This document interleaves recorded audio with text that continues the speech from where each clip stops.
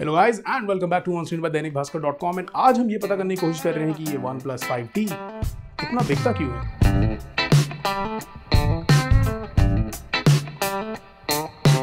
In no particular order, point number 1 is dash charging. I honestly feel currently market में dash charge is the to beat benchmark when it comes to कि phone कितनी जल्दी charge कर देता है charger. मेरा 10 minute अगर मेरे को डैश चार्जिंग मिल जाती है, मेरा फ़ोन कम से कम 2-3 घंटे विद हैवी यूसेज चल जाता था। Point number 2 I guess is screen. So 18:9 का जो वाइड रेशियो है, it is currently the rage right now. Budget phones में भी आना शुरू हो गया है, बट एक फ्लैगशिप फोन में which again is still somehow a budget phone, but this is the best implementation of the screen. It's an AMOLED, the colors are sharp, angles बहुत अच्छे हैं, बाहर भी visibility अच्छी है, and the dim light में भी it gets pretty dim as well. Point number 3 I guess goes to the software. So the phone runs on Oxygen OS. Out of the box जब आप इसको निकालेंगे तो 7.1.1 Android Nougat पे based Oxygen OS आपको मिलेगा। बेटा ग्रुप्स में एंड ओवरऑल वैसे भी काफ़ी रीजन्स में इसके अपडेट्स हालांकि आना शुरू भी हो गए हैं, but the point is Oxygen OS is very close to stock Android. So it is light, it is breezy, and it's good for the phone, and yet it is highly customizable. So that is what makes people like this so much. Point number 4 I guess is the reason why the company exists in the very first place.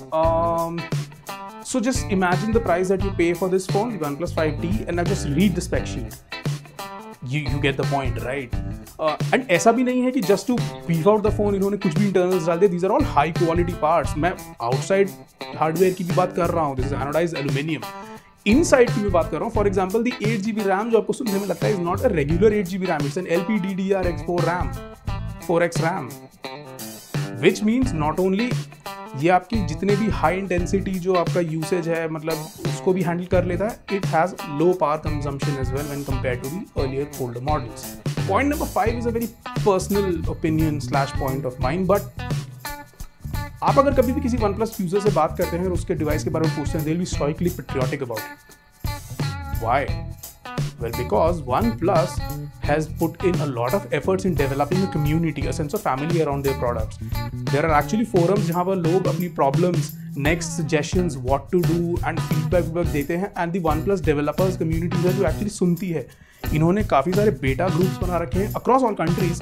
कुछ 38-40 countries हैं इनके products आते हैं. इन्होंने various बेटा groups बना रखे हैं जहाँ ये टाइम टू टाइम कुछ ना कुछ एक सॉफ्टवेयर का अपडेट रिलीज करते रहते हैं देखने के लिए कैसा है, एंड उनकी बातें सुनते हैं. And these are not famous people या famous developers, not even from the field most of the time, general regular people जिन्होंने इनका फ़ोन खरीद लिया एंड ये उनकी बातें सुनते हैं.